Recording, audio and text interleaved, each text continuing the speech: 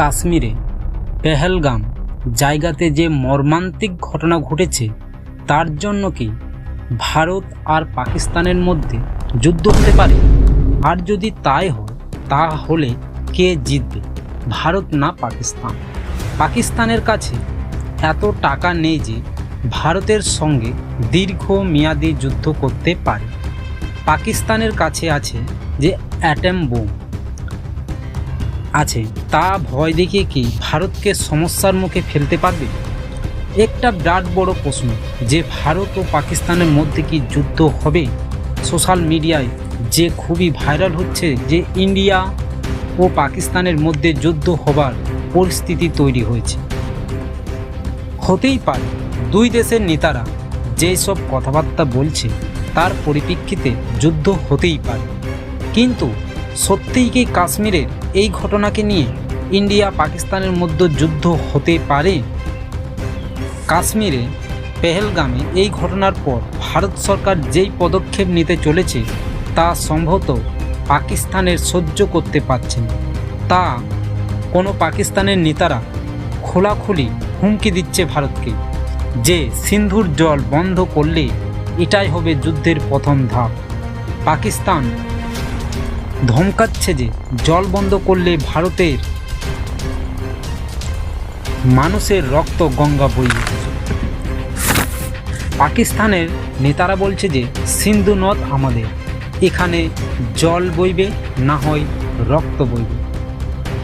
আমার মতে মনে হয় যে যখন এই বিষয়ে এত চর্চা হচ্ছে তো এই বিষয়ে উত্তর খোঁজা যায়। হিন্দুস্তান থেকে পাকিস্তান পর্যন্ত সবাই জানে যে যুদ্ধ হলে কে জিতবে কে হারবে, কিন্তু এই কল্পনা না করে এর সত্যিটা যাচাই করে এই সোশ্যাল মিডিয়ায় যে টিভি চ্যানেলে যেসব দেখছি সেগুলি কি সত্যি, তাই আমরা রিয়েলিটিটা যাচাই করি। আর এখন সারা বিশ্বে আসল খেলা খেলে টাকা, আর্থিক ব্যবস্থা। ভারতের আর্থিক ব্যবস্থায় $3.5 ট্রিলিয়ন অর্থ ব্যবস্থা রয়েছে, যা পাকিস্তানের $376 আরব থেকে 10 গুণ বেশি। এর থেকে বোঝা যাচ্ছে যে ভারত এক দীর্ঘমেয়াদী যুদ্ধ করতে পারবে, আর অন্যদিকে পাকিস্তানের এক সপ্তাহ যুদ্ধ করলেই সে ভেঙে যাবে, কারণ তার কাছে বেশি টাকা নেই, তার অর্থ ব্যবস্থা খুবই খারাপ। পাকিস্তানের অর্থ ব্যবস্থা হিসাবে পাকিস্তানের সেনার বাজেট ভারতের রেলওয়ের বাজেটের থেকেও কম। সৈনিকের কথা বলা যায় তো ভারতের 14.5 লক্ষ সেনা আছে, যা বিশ্বের 4র্থ স্থানের সেনা ব্যবস্থা। যা পাকিস্তানের সেনার কথা বলা যায় তো 6.5 লক্ষ সেনা রয়েছে। ভারতের রক্ষার বাজেটে $80 আরব, আর পাকিস্তানের রক্ষার বাজেট $7-8 আরব, ভারত থেকে 10 গুণ কম আছে। আর ওর মধ্যেই যে টাকা আছে তাই IMFC চায়নার কাছ থেকে ঋণ ও অনুদান। পাকিস্তান যে অ্যাটম বোম নিয়ে বলে যে ছোট বড় অ্যাটম বোম আছে, তার হুমকি দেয় ভারতকে পরমাণু বোম যদি বিস্ফোরণ হয় তাহলে দেশের অনেক বড় ক্ষতি হয়। কিন্তু পাকিস্তান এই অ্যাটম বোম নিয়ে হুমকি দিয়ে খুশি হয়, নিজেকে তাকতবর মনে করে, তাহলে তাকে মনে রাখতে হবে যে ভারতের রাজনীতি, ভারতের জনসংখ্যা এই বিপর্যয় কাটিয়ে নতুন প্রজন্ম গড়তে পারে। পাকিস্তান কিন্তু তা পারবে না। পাকিস্তানের কোনো বন্ধু নেই, আছে তো তার অন্ধবিশ্বাস। ভারতের কূটনীতি দেশের অনেকটাই ভালো, আর পাকিস্তানের বন্ধু নামে শুধু একজন আছে, সেটা আছে অন্ধবিশ্বাস। তার জন্য যেভাবে ভারতকে হুমকি দিচ্ছে পাকিস্তানে হাসবার পাত্র মনে হচ্ছে। পাকিস্তানের রুটি, কাপড়, বিদ্যুৎ অকাল অবস্থায়, সেটাকে বদলাতে পারছে না, আর সে কিনা যুদ্ধের জন্য তৎপর হচ্ছে। পাকিস্তানের কল্পনাই বলতে পারে আমি জিতব যুদ্ধ করে, কিন্তু সত্যিকারে বর্তমানে তা হতে পারে না। এটা আমি বলছি না, ইতিহাস সাক্ষী আছে যে ভারত আর পাকিস্তান যতবার যুদ্ধ হয়েছে ততবারই ভারত পাকিস্তানকে হার মানিয়েছে। 1947 সালে পাকিস্তান কাশ্মীরকে দখল করার চেষ্টা করেছিল, কিন্তু পাকিস্তানের সেনাকে উল্টো দিকে দৌড় করিয়ে দিয়েছিল আমাদের ভারতের সেনা। 1965 সালে পাকিস্তান আবার যুদ্ধের জন্য এলান করেছিল যে আমরা বড়জোর কমজোর হয়ে পড়েছি। তার জন্য তখন লাল বাহাদুর শাস্ত্রী সাহেব পাকিস্তানের সৈনিকগুলোকে তাড়িয়ে নিয়ে গিয়ে লাহোরে গিয়ে পতাকা উড়িয়েছিলেন। হাওয়া টাইট করে দিয়েছিল পাকিস্তানকে। 1971 সালে পাকিস্তানকে দুটি ভাগে ভাগ করে দিয়েছিল ভারত। দেশের সবথেকে বেশি সেনা আত্মসমর্পণ করেছিল। ওই সময় প্রায় 93,000 সেনা আত্মসমর্পণ করেছিল। এই দৃশ্য পাকিস্তানকে এখনও লজ্জাবোধ করায়। পাকিস্তানের দুটি ভাগে বিভক্ত করে দিয়েছিল বাংলাদেশ। এই কাজ এক ঝটকাতেই করে দিয়েছিল ভারত। 1984 সালে পাকিস্তান চালাকি করে সিয়াচেন দখল করতে চেয়েছিল। তখন ভারতের সেনা বীরত্বতা দেখিয়ে নিয়ে পাকিস্তানের সেনাকে তাড়িয়ে দিয়েছিল। অপারেশন মেঘদূত বীরত্বতা প্রমাণ ভারতের। 1999 সালে বন্ধুত্বের সুবিধা নিয়ে ভারতকে বোকা বানিয়ে কাশ্মীরে দখল করতে চেয়েছিল। তখন ভারত সেনা পাহাড় থেকে ধাক্কা মেরে তাড়িয়েছিল পাকিস্তানের সেনাকে। পাকিস্তানের সেনা পড়ে পড়ে মরছিল। তাদের মৃতদেহ নিয়ে যেতে আসেননি পাকিস্তান এবং এটাও মানতে রাজি ছিল না যে এই লাশ তাদের। এরপর ভারতের সঙ্গে যুদ্ধ করতে সাহস পায়নি পাকিস্তান। এরপর ছোট ছোট অ্যাটাক করে ভয় দেখাতে চেয়েছে ভারতকে পাকিস্তান, যেমন পুলওয়ামা, উরি সংসদ হামলা, কখনো তাজমহল হোটেল হামলা, পহলগাম। লোকগুলিকে ধমকিয়ে বুঝিয়ে সুজিয়ে হামলা করিয়েছে। পাকিস্তান সামনাসামনি যুদ্ধ করতে পারেনি আমাদের এই হামলার পর থেকে। সিমলা চুক্তিকে ভঙ্গ করা হচ্ছে, কারণ তারা কি আমাদের এই চুক্তির সম্মান রেখেছে? পাকিস্তান, তোমাদেরকে এটা জানা দরকার যে ভারত তোমাদেরকে বারবার যুদ্ধে হারিয়েছে, অপমানিত হতে হয়েছে ভারতের সামনে। পরমাণু বোমা নিয়ে যে হামলা করতে যে ভয় দেখাচ্ছে, তা কি কোনো সত্যিকারের কোনো কিছু হতে পারবে? পাকিস্তানে কিছুই নেই, না আছে স্থলশক্তি, জলশক্তি, বায়ুশক্তি। ভারতের কাছাকাছিই নেই পাকিস্তান। এই তিন শক্তি পাকিস্তান থেকে ভারতের বহু গুণ বেশি। পাকিস্তানের কাছে আছে শুধু পরমাণু বোমা। যদি পাকিস্তান প্রথমে পরমাণু বোমা হামলা করে, তাহলে ভারত এমন জবাব দেবে যে মানচিত্রে আর পাকিস্তানের নামই পাওয়া যাবে না।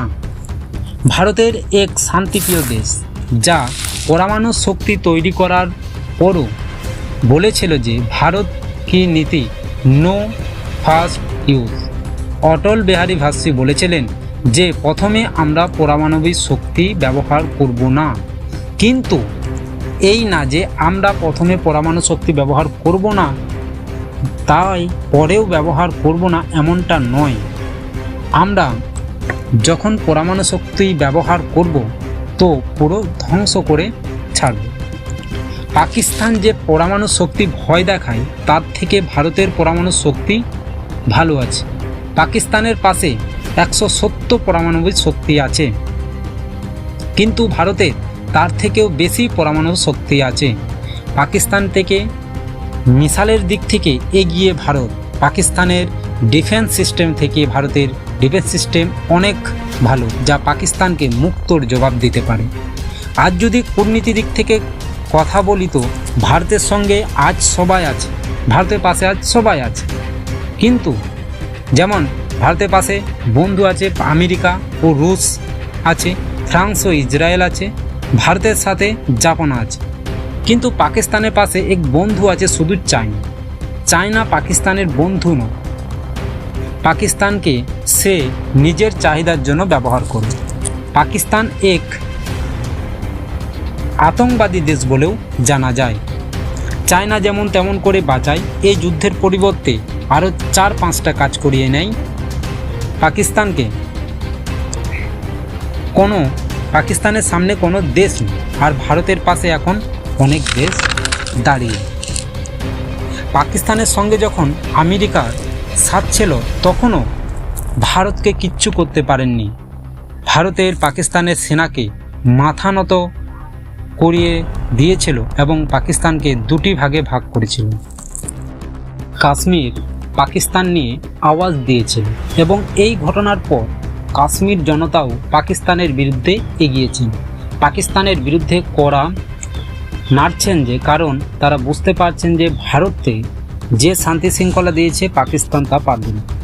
বাকিরা বলছে যে আমরা ভারতের সাথেই আছি, তোমাদের সাথে থেকে কি লাভ, তোমাদের কাশ্মীর যে অংশ তাতে তো কোনো লোক তো দূরের কথা, কাক পর্যন্ত আসে না। আমাদের এখন তো লোক জনসংখ্যা আসছে, যে হোটেল দিল্লিতে 10,000 টাকা ভাড়া দেয় সেটা কাশ্মীরে 20,000 টাকায় ভাড়া দেওয়া হয়। এত ভিড়। কাশ্মীরের জনতা ভারতের সাথে সাথ দিচ্ছে, ভারতের পতাকা নিয়ে রোড শো করছে, কারণ কাশ্মীরের ভালোই ভারতের সাথেই হবে। পাকিস্তান এবার লোকালের সাপোর্টও পাবে না, আর দুটো তিনটে যেখান সেখান থেকে লোক এনে হামলা চালালে যুদ্ধ করবে আর জিতে যাবে, তাহলে পাকিস্তানকে জানা দরকার, হুঁশিয়ার থাকা উচিত। এখন সারা বিশ্বে জানে যে ভারতের এখন শক্তিশালী দেশ হিসাবে পরিণত হয়েছে। পাকিস্তান বলছে যে যুদ্ধ হোক, তার জন্য চাই টাকা, সৈনিক, অস্ত্র, যা পাকিস্তানকে লম্বা সময় ধরে যুদ্ধ করতে পারবে না, কিন্তু কিছু সপ্তাহের মধ্যেই পাকিস্তানের সৈনিক শেষ হয়ে যাবে। আর ভারত পাকিস্তান থেকে আর্থিক ক্ষমতা আছে, টাকা আছে, সৈনিক আছে, সমর্থন আছে, এর ভারতের কাহিনী। আর পরমাণুর কথা, পরমাণু হামলা চললে ঠিকই আমাদের শরীরে অর্ধেক অংশ পড়ে যাবে, কিন্তু পাকিস্তান মানচিত্র থেকে, নকশা থেকে হারিয়ে যাবে, এটা আমার গ্যারান্টি। আর এর প্রমাণ আছে যে আগের যুদ্ধের কাহিনী, 1971 লড়াই, কার্গিল লড়াই, পাকিস্তানের 2 ভাগ, পুলওয়ামা হামলার বিরুদ্ধে অ্যাটাক, এর জবাব যেভাবে দিয়েছে ভারত, পাকিস্তান জানা দরকার, ভুললে হবে না। অভিনন্দন যে চাকে নিয়ে পাকিস্তান যে মজাক করে সোশ্যাল মিডিয়া, কিন্তু হাকিকতে আলাদা। কিন্তু এটা জানে যে পাকিস্তান অভিনন্দনকে ভারত ফিরিয়ে দেওয়ার জন্য কেমন চাপ দিয়েছিল। ভারত সরকার পাকিস্তানকে তাদের থরথর করে তাদের পা কাঁপছিল যে অভিনন্দনকে না ছাড়লে ভারত পাকিস্তানের বিরুদ্ধে যুদ্ধ না করে বসে। এবার যদি যুদ্ধ হয় তাহলে ভারত পাকিস্তানকে এমন পরিণতি দেবে, পাকিস্তান ভাবতেই